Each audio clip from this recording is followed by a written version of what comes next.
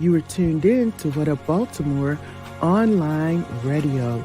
Please note that the views and opinions expressed on this channel are of the host and not of Lady J Media. And don't forget to subscribe to our YouTube channel, What Up Baltimore TV. And if you really don't want to miss any of the shows, hit that notification bell and you'll get a message every time we come on. Now, we got it from here, so sit back, relax, and stay tuned.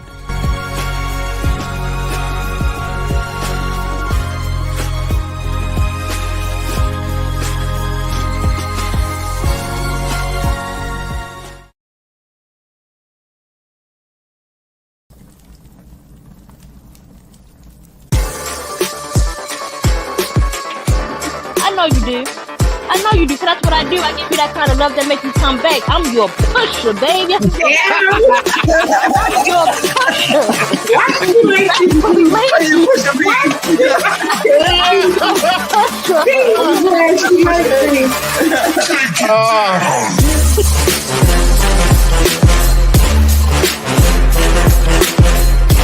Hey, little black boy, let me holler at you for a minute. I was once in your place, you should respect what I say. Some of the things I'm about to tell you just may save your life in the world right now, much is right. Little black boy, you're gonna see and experience all sorts of things, but don't let your mind be locked in a chain.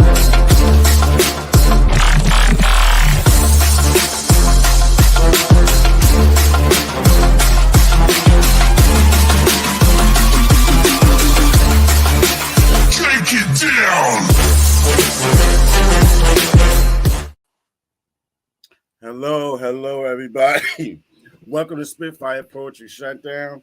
I am your host, John Hansboro. It is April 26, 2023. Before I get started, I want to thank each and everybody for the birthday shout-outs. Yesterday was my birthday. I turned 48. I want to thank you so much for reaching out, taking time out of your day just to say happy birthday, the calls, the texts, everything. I also want to give a thank you to my sister, Ejthepoet Shakespeare, and Karen Hill for the amazing event that they put on Sunday at Sizzle Nightclub. Thank you. It was so unexpected, and I appreciate every last one of you who has something to do with that open mic. All right, today we got my sister, Ericka EJ, the poet Epps, on the show today. She's been on here a few times. Yes. I haven't talked to her in about at least I know about 2 or 3 months. The intro to the show, I think, is the last time that you was on when I had all y'all on there. And yes, Ejthepoet Shakespeare with her crazy self. I love her. Yeah, that was a fun show. yeah. How you doing tonight, Ericka? I am doing wonderful. Great things are happening in my life, and I just want to say once again, thank you for the opportunity for me to be on your show. I enjoy coming on here. Absolutely. I love you coming on here. You look absolutely beautiful. Thank you. Tell the people a little bit about yourself before we get started. Well, I'm Baltimorean. I am Ericka EJ, the poet Epps. I am an author, a playwright, a mother, a grandmother, a veteran, a working hard lady, and I'm just here enjoying life. Yeah, you definitely wear a lot of hats. Now, the playwright, I forgot that you was a playwright. You mentioned that to me before, I know. Do you have any plays written right now? I have a few plays written, and I actually did plays in Baltimore. It's been a few years ago, but when I had apartment fire, I lost all my CDs and stuff, everything that was recorded on there. Mm-hmm. So and then a pandemic happened, so everything shut down. So now that we're up and running again, I'm going to actually go back into on stage start next year, 2024. So I'll actually be bringing a lot of my plays back to stage. I'm going to rewrite them up, bring them up to date, and rewrite them again. Well, if you need any actors or poets, definitely give me a holler. I would love to be a part of anything that you're doing. I sure will. Absolutely. So I know that you just released a book not too long ago too, right? Yes. I released a book in January 2021. Mm-hmm. It's called My Silent Scream, My Present Praise, and it's still doing well on Amazon. Yes, this book is about my life. When I actually say I bared it all, and a lot of people that grew up with me and went to school with me and didn't have no idea of all the pain and hurt and abuse and stuff I went through. So reading a book and being transparent, it actually helped a lot of other females, because I had so many emails, phone calls, text messages, women in my box, even men in my box, saying that they appreciate me sharing my story because it helped them to open up about their family issues and family secrets and how it can destroy a person and a family as well. Absolutely. And that's not easy to do, to share. It took me a while to be able to share some of the things that I dealt with. And before I wrote my first book, Unusual Favor, I wanted to get confirmation or permission from my wife to be able to share some of the things that we dealt with. And she was like, the response that she gave me was, baby, you know, that's your truth. Tell your truth about what we dealt with. And I was like, okay. And it helped me to, like, while I was dealing, I was writing, and I didn't even realize, Ericka, but it started to help me to get through what I was dealing with at that time. Right. Because as we speak on it, we are freeing ourselves from all the hurt, all the pain. And, you know, you hold something, it's like a bubble. You hold it in and hold it in, but once you let it out, you feel so much better. And a lot of people need to understand, when people write their stories, it's not shaming other people, but it's not for them. It's for our, we need our release. We need to be free within ourselves, and we have to be, in order to forgive, we got to forgive ourselves and forgive other people in order for us to live and be free. Because the longer we hold it in, it doesn't do anything but damage us even further. And then it goes into the next generation, So we have to start somewhere. That's serious right there, because that generational thing is something that we pass down to each other. And sometimes we don't even realize some of the things that we're dealing with, that we're pushing right on to our children and our children's children. So it's good to be able to break that cycle at some point. So when you were dealing with some of your traumas and tribulations in your life, is that when you found writing? Is that how you came upon poetry and writing and things like that? Yes. So I started writing. Going through my trauma, because instead of writing walls and beating up stuff and destroying stuff, I just started writing words on the paper, and then it just started rhyming. And then I just started writing it. And now when I go back and look at my poems, I can tell exactly where I was in what part of my life for each poem. That's interesting. Now, what does that make you feel like, though, when you read over that? Like when you look at stuff from years ago, you know what I mean? And you can read it, because I do the same thing. I'll read it and I can actually feel not feel myself, but I can picture me in that place, in that time when I was dealing with those situations. What does that do for you? Does it inspire you in any way? Sometimes when I go back and read certain poems, it'll take me back in that moment, and the tears will start flowing because I'm feeling that pain. But then once I read it again, I can look and say, wow, I survived that. And look, so I can say, oh, I was there, but look at me now. So I survived that. So it's like, I've been, but I didn't break. Yes, I almost went through a point where, to this point where you're like, okay, I'm done. But then when I read my poems now, I'm like, wow, I've been through a lot of stuff. Yes. Absolutely. How does it make you feel to be able to help others, though? It feels wonderful, because growing up, when I felt as though I didn't have any help, when I didn't have an outlet, when I didn't have anybody I trusted I can go to, now that I'm older and I can help other people and they feel comfortable coming to me, it just makes me feel so much better, because now I can help someone through that situation.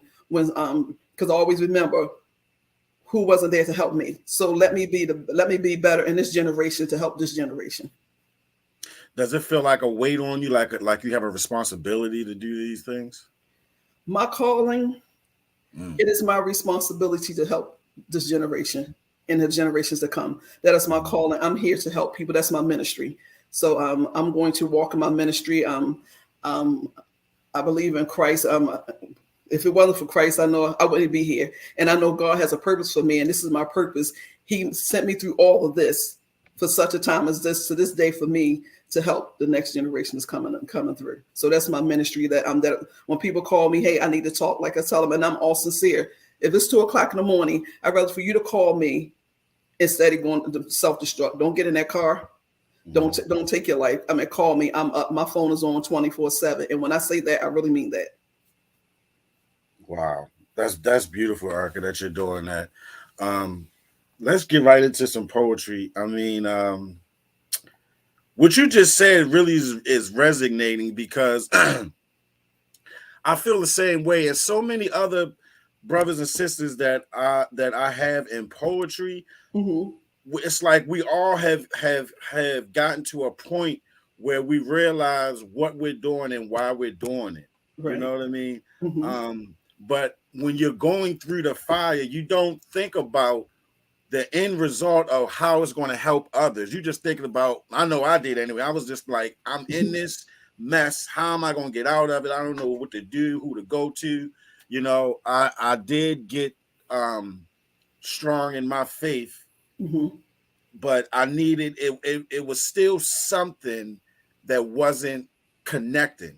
And one day I left church one day and came home and wrote one of my first poems. They say all that shouting isn't necessary. And then That's my favorite poem. I like that one. it seemed like everything lined up. Yeah. It really did. It seemed like everything lined up. And it was like a light just came on, you know what I mean? Right. And I'm like, damn, because I didn't even know where the words came from. I was just writing. Mm-hmm. I was just putting it down. Right. You know, but what I was doing was actually talking about and telling my traumas and things that I was dealing with at the time.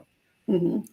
So whenever you're ready, Ericka, whenever you want to spit, whatever you want to say, go ahead and give it to us. My show is no holds barred.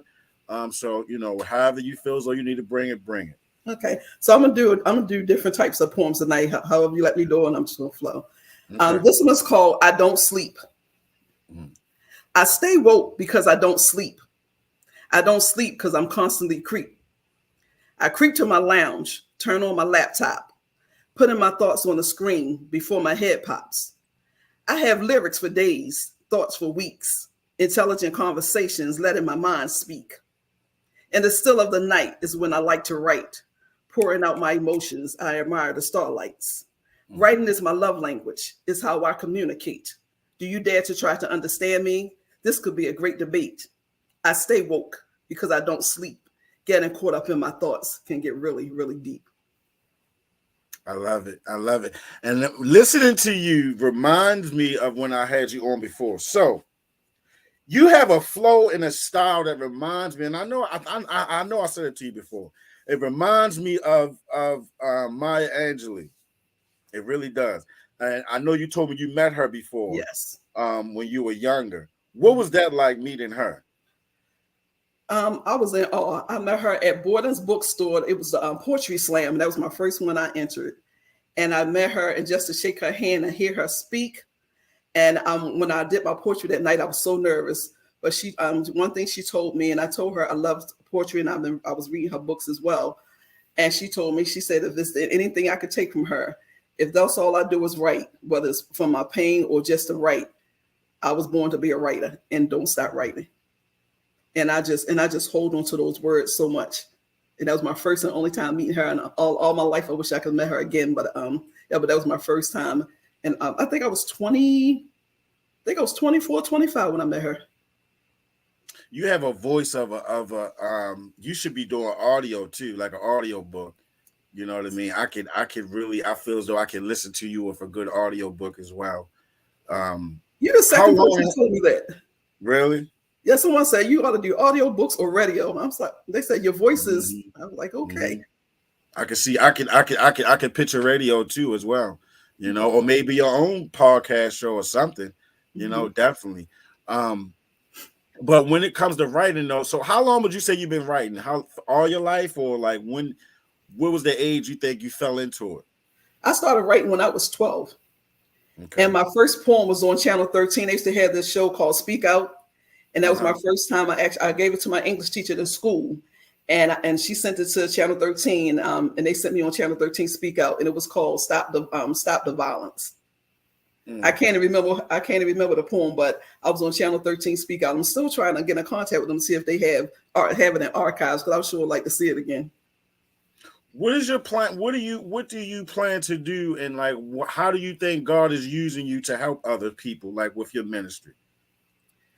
Starting a women's ministry, well, not women's ministry for teenagers and from teenagers from ages 12 and up, no age cap. So, and just to have a whether we meet twice a week or on the weekends, just to be able to have a place where they can come, no judgment zone, just to talk about. So everyone that's coming has a common interest. And I want people to be able to, whether you want to laugh or cry, we just lay on the pillows, have our Kool-Aid, our soda, wine, whatever. Because I know some people don't drink, but just to be comfortable.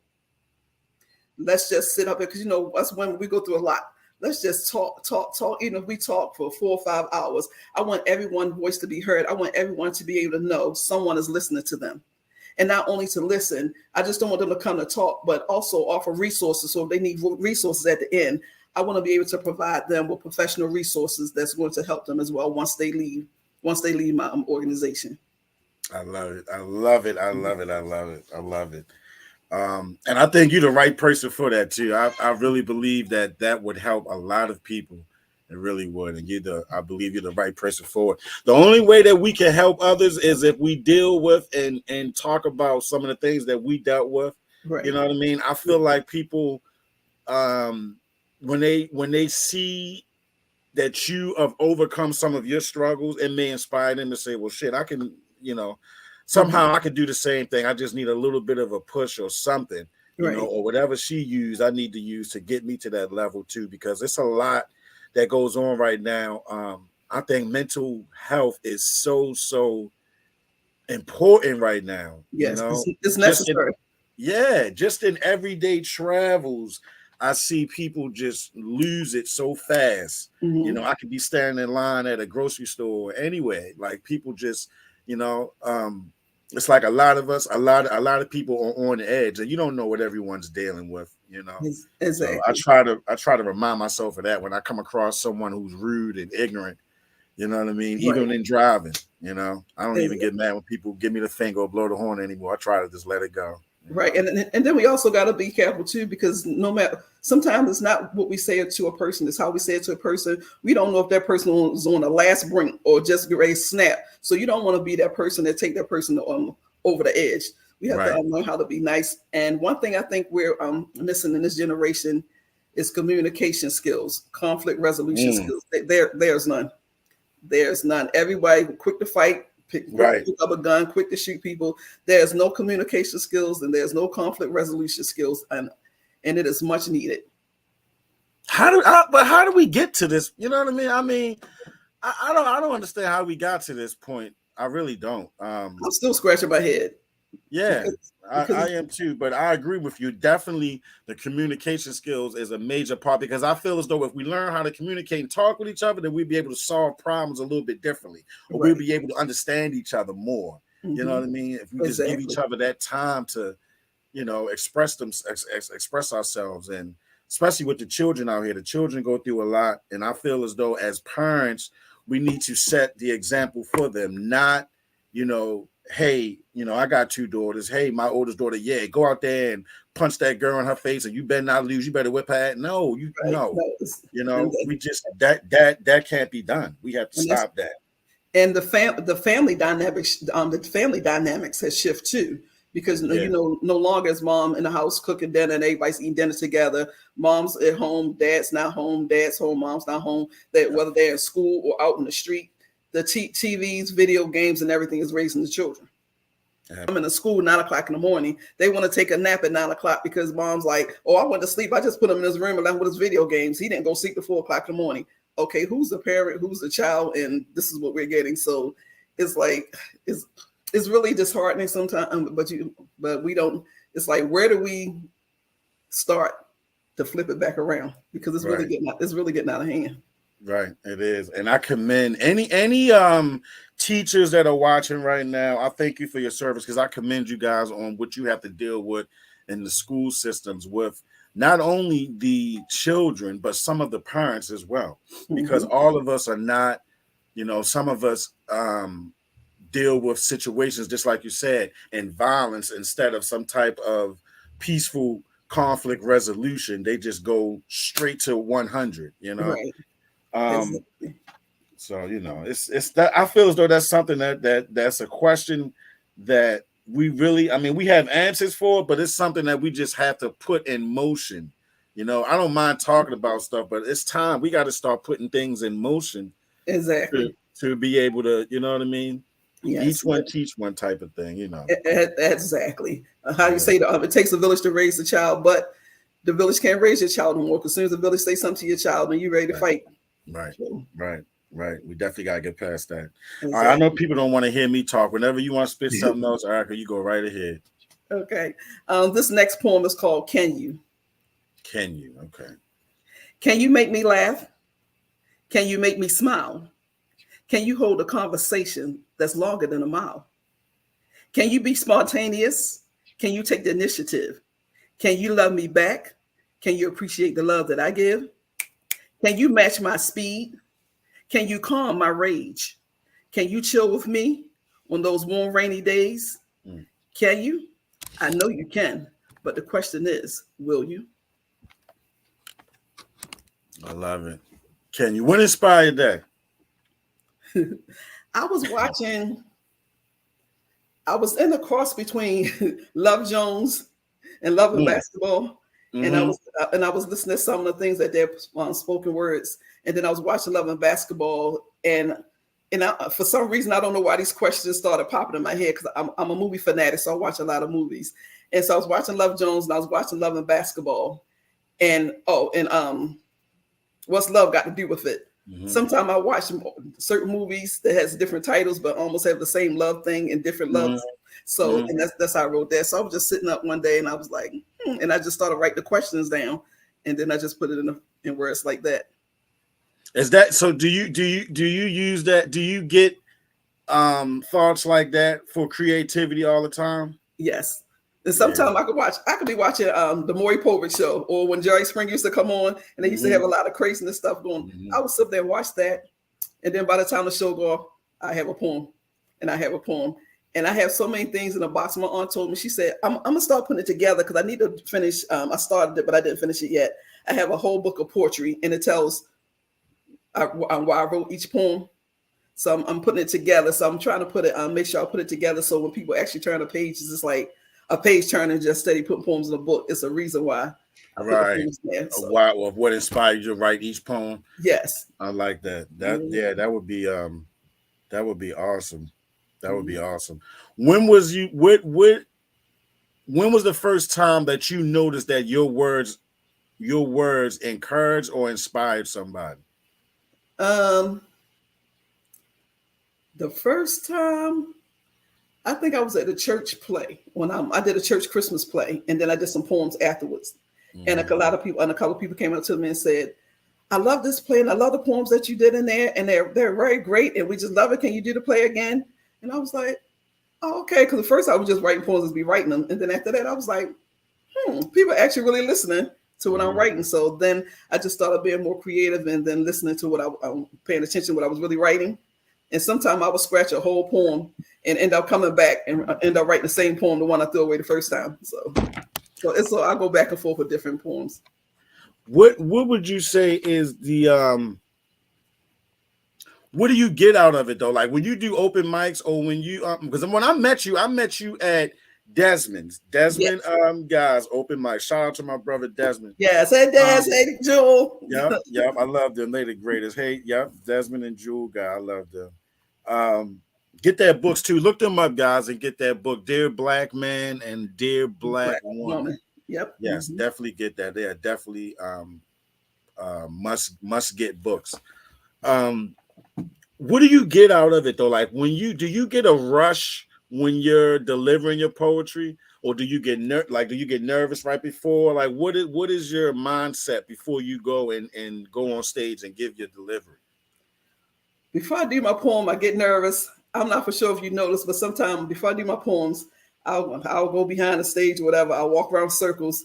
But then I also have my cell phone. For some reason, I love this song, Phil Collins, Air of Night. I had that playing in my ear. I can feel it coming in the air of night. Oh, Lord. And then when I get to the drum part, that's when I'm ready to roll. Then I get out.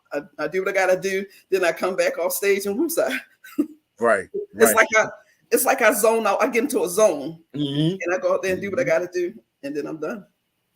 Is it a release when you're done? Do you feel, you know what I mean? Like you just let go of a lot of stuff? Yes, especially when I have open mics where they say no, there's no rules. You can do any type of poem, so you don't have to. Because it's harder for me to do poems when I'm sitting in a.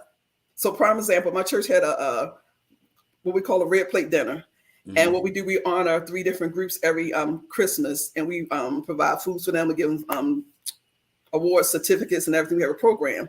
So I had to kind of like put my poems in like a box so it could still be, so they could still have poems and get the gist of it. But when I'm able to go to an open mic and they say, do you? And I don't have to curtail anything, I'm just, so you can kind of like tell the difference in my presentation. So if you see me somewhere where, you know, it's like, okay, we need you to curve it to this, or will you say, okay, go out there, do you? Okay, so you can tell the difference when I'm doing two different events. I definitely get that. I feel like it's like a switch that comes on as you're preparing for it. You know what I mean? Yes. Now more and more, I really take this serious. Like if I'm invited to an event to do some poetry or something like that, like I really am hard on myself to make sure what, like I'll always have, okay, which ones do I want to do? I want to do this 4, this 5 maybe. And before that, I go over them and make sure, because I feel as though I got to give the delivery that I was feeling when I was writing it. I used to do a lot of stage plays, so I incorporate a lot of acting and emotion. I'm an emotional person anyway. I'm a full-blown Taurus, so I'm very emotional. But so I try to incorporate that in my poetry so I can make you feel what I was dealing with at that time. Right. It's nothing better than being at an open mic and you're doing your poetry, and there may be some talking going on in the background, couple whispering, you know what I mean? Maybe someone's ordering food, but as you go into it and you realize that no one else is talking anymore, they have totally stopped because they're trying to listen to exactly what you're saying. You've captured them that much. I think that's such a powerful, and like, it's just it just does something to me. You know, Sunday I did some poetry somewhere, and it was at a restaurant, and a couple people that wasn't a part of what we were doing was on the other side talking and things like that, and it wasn't too bad. Doesn't bother me. I'm gonna over talk you anyway. When it's my time to go up there, I'm gonna over talk you, right? Exactly. And after a while, they just stop, and you can hear a pin drop, you know, and it gave me such a rush, you know what I mean, to be able to because I feel as though as poets, we have to demand that time, that space that we're using at the time. That, you know, that's your time. When you got that mic in your hand or you up in front of that mic, that's your time. And the way I feel as though I'm a demand to get this time so I can heal me and hopefully pass this out to somebody else. Right. You know? It's funny that you said that, because before the pandemic hit, I used to go to a Peace and a Cup of Joe downtown before they moved to that new location. And one of my things, I never eat before I do spoken words. I never eat. I'll probably drink some water, and that's about it. And I remember the waiter coming to the table. She was like, "Would you like to order anything?" I said, "This is what I want to order, but don't fix it until after I do my spoken words, because I don't eat before I." And I did my poems. I did my words and everything, and it was like the whole. This is my first time there at this point, and the whole crowd was like. And they was just snapping. I seen people putting that food down, just snapping. I was like, okay, so I finished it. When I got to the table, the waitress said, this gentleman right here, he just ordered your food. Here you go. That made me like, wow. And he was like, you did that thing. And he was just like, I just had to bow down. I was like, well, thank you, sir. He said, no, thank you. He said, because that was, and after that, it's like, now I said, everything, just like you said, when you come on that stage, the people here to see you, you got to give them what they want. Right. I try to do that all the time. I want to give them something when they leave to think about. Right. You know what I mean? Some of the words that you said to think about.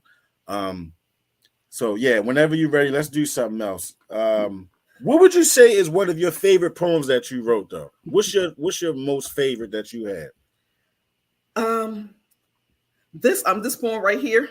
Mm-hmm. This is one of my favorite. The one I'm going to do. Okay. Because this is really from a friend that I really it's called Lost in Poetry. Okay. But this is one of my favorites. We started out as friends because of the bond we shared as poets. A sexual desire between us grew without us ever knowing it. As each verse was written in a sexually explicit way, we completed each other's verse as if we already knew what to say. Your words felt like your tongue was licking between my thighs. The rhythm of your words was making my inner nature rise. Uh-oh. Your hardcore words penetrating my mind, body, and soul. New verses every day. Your words never grew old. But then the poetry stopped because our lives were on two different tracks. Time was no longer on our side, but I really need my poetic lover back. Wow. And I wrote that one, and it really wasn't a sexual encounter between us.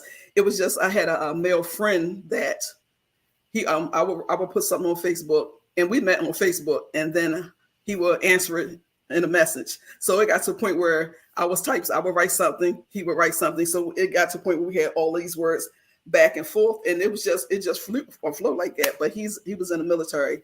I think he's still in there, and he got shipped over to I don't know where he is now. I think he's still in Korea. I think so. That's why I said time was no longer outside my poet. So because his time frame over there, my time, and he's working and he's out there on the battlefield and stuff. So I haven't talked to him in a long time, but we used to just flow with each other words back and forth like that. And we always said if we ever had a chance that we was going to do some poetry together, but it never happened. Wow. And he was a poet as well, like you said, huh? No, actually, he wasn't a poet. I just post stuff on Facebook. He just started writing stuff to answer what I was writing, and we just started going back like that. But he didn't consider himself a poet. But I was like, we should do something together, and he said, sure. But I haven't talked to him. I haven't talked to him in a minute. That's powerful though, that he's just looking at your words and it inspired him to write something. Right. He don't even consider himself a poet at all. Exactly. I was like, wow. Yeah, but we haven't talked to him. But whenever he comes back to stateside, or if he reach out to me, I said I would love it because like that was my poetic lover. Now you have a military background as well, right? Yes, I did 8 years in the Army. Okay. Now, has that inspired you in your writing as well too? Some of the things that you may have seen or dealt with when you were in the Army? Yes. Well, I'm not for sure if I shared the story with you. None of the things I dealt with in the Army that I wrote about, except for when it's in my book where I was sexually assaulted on active duty in Germany. So it's I did a poem about that. But when I wrote it, I don't read it that much because it just takes me back to. Mm-hmm. But I didn't really write poems dealing with stuff in the military. I just did other things. But the military didn't have.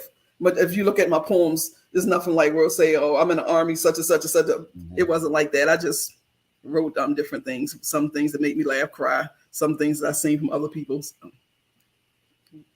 What is your biggest inspiration to write? You think? Is it you? Like I said, what is your biggest inspiration when it comes to writing? Like, what makes you grab the pen? The rain. The rain. The rain. It's like when I'm by myself and it's rain and the thunder. Just give me my wine, give me my pen, and I can write. For some reason, it's like the sound of the rain and the thunder. It clears my mind and it opens up my thought process, and I could I just start writing. That's crazy. We share that because I love the rain as well. People used to always look at me crazy when I used to always say that, but I do. I love the rain. I don't like to drive in it, but when it's raining, I love to be home. You know, right. Yes. I can dive into creativity when I'm home and it's raining and things of that nature. I've written about 2 or 3 poems that have to do with rain. You know what I mean? Mm-hmm. And to me, the same way, it's something in it that's soothing. I put it on screensavers at night or on YouTube. Mm-hmm. You know, I may have rain in the background while I'm asleep that's going on, right? Or even a fireplace crackling, something like that. Mm-hmm. That'll help me to get good sleep. And then when it comes to creativity now, I noticed that I can find creativity in almost anything now. Like I don't even look for it. I used to look for creativity to find I want to write something, you know. And I would grab a pen and it's like nothing would come out. You know what I mean? But after a while, little things, you know, you would see and do would inspire me to write something. Nothing inspires me more than this, what we're doing right now, or me being at an open mic. Right. You know, when I'm around it and around peers such as yourself who are into their work, it inspires me and pushes me as well. And it also, it's like shit, I don't even know how to explain it. It's such an like it's starting to be like an addiction for me almost. Right. It's that makes any sense. You gotta have it. You need that laptop. You need that pen. I gotta write. I gotta write. I gotta write, and I gotta hear it. I gotta be around it. Right. You know. I did a play with some friends a few months back towards the end of the year in spring of last year. And it's like I was coming up with so much things to write when I would come home because I was around so much creativity. You know what I mean? That like-minded type of thing where you just get inspired by people around you. So I'm very serious about surrounding myself with the right people. You know what I mean? Exactly. How do you feel about that? Like, what do you do to keep your immediate circle a positive one, whereas though you can flourish and function every day without having, you know, a lot of us, we got friends, and I try to help a lot of people. Sometimes though, I have to watch myself because I don't want some people to put that baggage on me. I got enough that I deal with, and I don't want to haul your trash too. You know what I mean? So how do you break that down and decipher from that? I think you muted. Can you hear me? Yep, got you. Okay. Yeah. So I have a handful of friends that that they know that's my passion. And sometimes when I say I need to write, she was like, "Come on over." And there go the couch. I'll sit on the couch or I'll sit on the floor, and I'll just write. And as I'm writing, she's listening. I have somebody else on the phone. So I have 5 good friends that I know when it's time to be right. What did this sound like? How did it sound? They be like, yeah, no. So they're giving me positive feedback. So when it comes to that, my circle is real small because I want somebody that's going to be truthful to me. Because I was like, please don't let me self-sabotage. So please give me your. So if you're not going to be truthful to me when I'm trying to, and you know that's what I'm trying to do, and I want to be great at it, I can't have you in my circle. So I found my 5 small friends, and that's my poetry circle.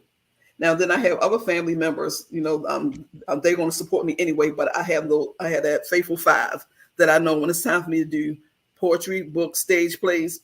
It's almost there. That's my team right there.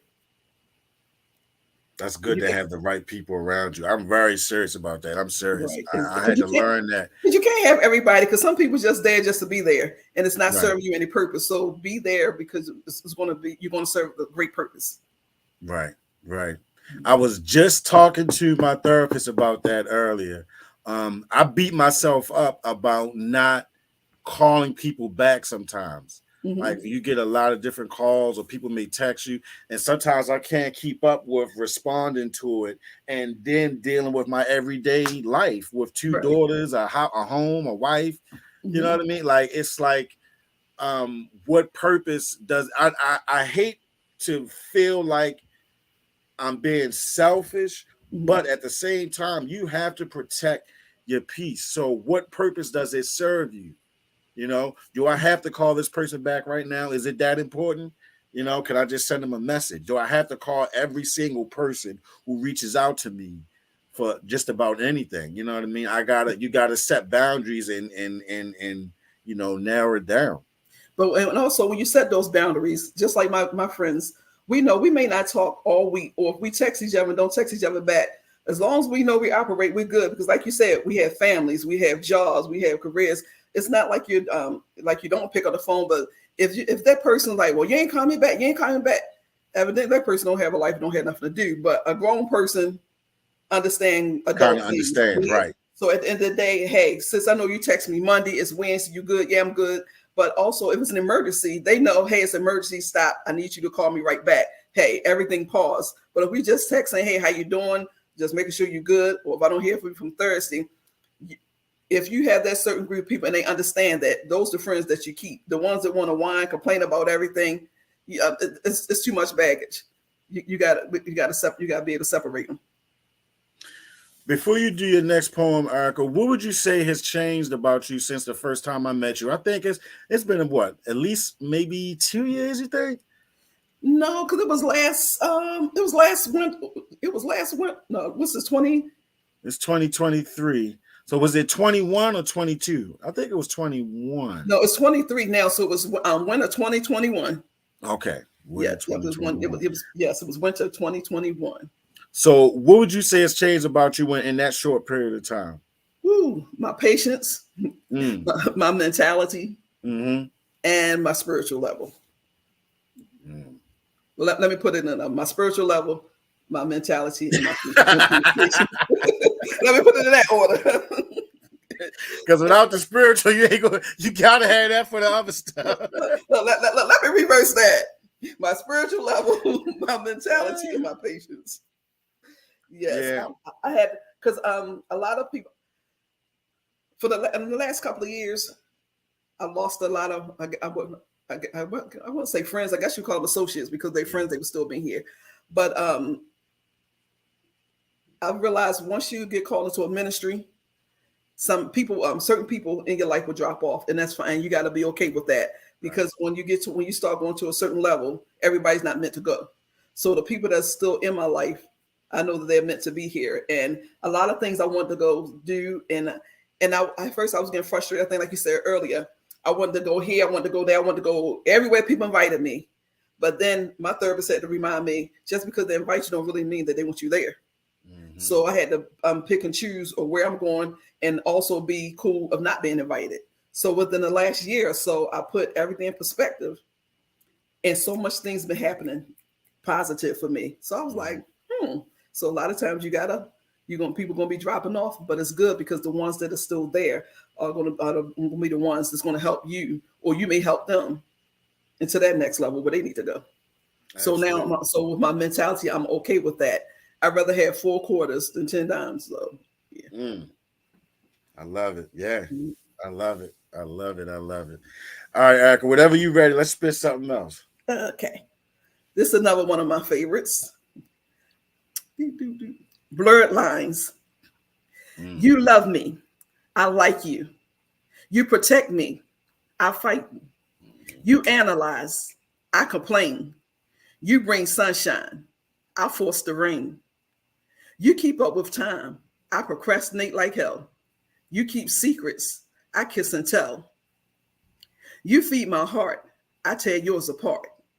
You'll create a masterpiece and I'll destroy your art. You want me to stay.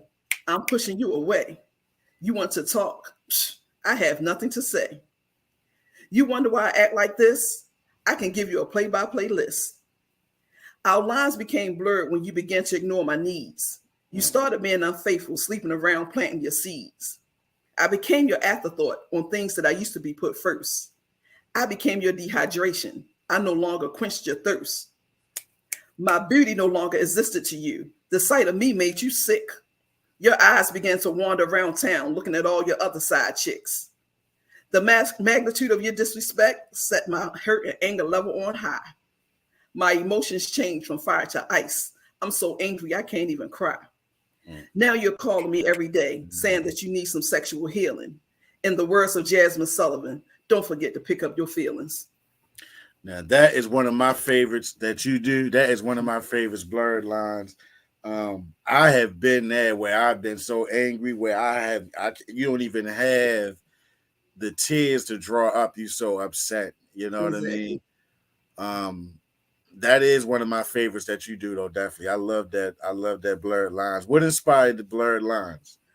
I'm trying to remember if that was I'm trying to think if that was a TV show or one of the reality shows. But I remember I wrote this from a TV show that I was watching. But I can't remember if it was the Real Housewives or it was one of them shows I was watching. But it was because they was going back and forth, and I was like, "Dad, that's blurred lines," and they confused with each other. And then I was like, and I just started writing. Did you always have that type of creativity where you could just, you know what I mean, just look at something or hear something and just put something together behind it in your own way? Mm-hmm. I don't know where it came from because my mom's still trying to figure out where it came from because she's not. She said, I don't know where you got that talent from. She said, but it's good because I don't know where it just started happening, and that's how I write. And sometimes I try to write poems that don't rhyme, but they don't come out right for me. Me too. Everything I write, somehow, some way, there's some rhyming in it along the way. I don't know, you know what I mean? Along the way, there's definitely some type of rhyming going on with it. Ericka, tell everybody how we can follow you and keep up with you and what you got coming up, what you gonna be doing in the next few months. Well, the next few months, I'm still waiting for the venue to call me back. I'm going to have another poetry and jam session like I had the year before last, where I had a lot of I had 5 poets and I had a live jazz band and we served food. So as soon as the venue called me back, I can put the date out. We're pushing it for August. So we have a live poetry and jazz jam session again. I can be reached on Facebook at Ericka Ejthepoet Epps. My website, www.ej/the/poet.com. And I'm also on Instagram, EJ_the_poet. Please keep me posted on when you're doing that event. I would love to be a part of that. If I'm not in it, at least be there to witness it. It's nothing like good music, food, and just good words, good vibes. You know what I mean? I've never, ever been to an open mic where I did not have a good time. Never. I most definitely want you to be a part of it.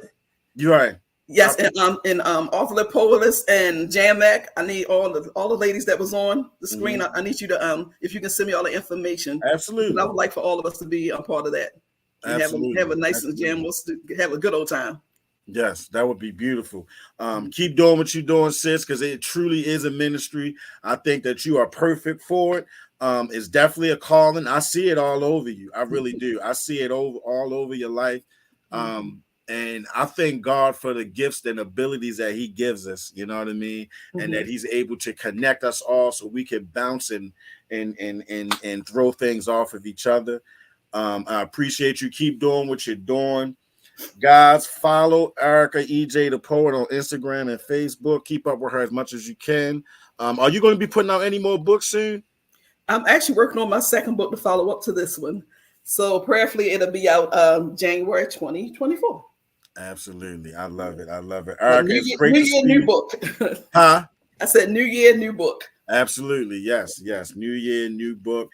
We can find your book still on Amazon as well, right? Yes. Amazon is still selling My Silent Scream, My Present Praise. Y'all want to get that book if you can as soon as possible. Sis, and if you want an autographed copy, hit me up on the message on Facebook. I have books available. I will autograph for you and bring them to you.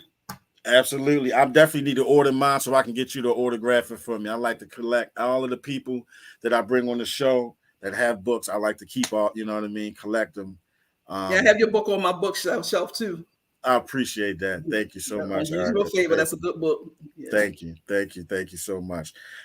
Look, I appreciate you so much for coming on. You are so awesome. You are so powerful, and I'm telling you, your words move. Like, you really have your own. We all have our own styles, but you push me towards Maya Angelou for I don't know. You know what I mean? I don't know what it is, but you know, you put me in that mind frame when I'm listening to your words, and I love it. I appreciate you for what you do. Thank you.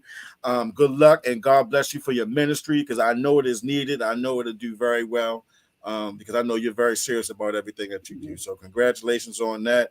Please keep us posted on it. All right. Anything else you want to say to the people before we go? No, thank you for having me once again. Thank you, everyone, for listening, and also get in contact with John if you need to get in contact with me, and I greatly appreciate you. Absolutely. Thank you, sis, for coming on. Guys, stay tuned for Brother Chad's show coming up next. If you want to be blessed, you must bless somebody else. All right. Sis, I'll see you next time. I hear. Stay in touch with me. Okay. Bye-bye. All right, be safe. Bye-bye. Bye-bye. Just wanted to let you know that the host of this show appreciates the time that you've spent with them. Now, don't forget to like, share, comment, and subscribe to our channel so you can keep up with everything that we're doing. And most of all, thank you for tuning in to What Up Baltimore online radio, where the people have the power.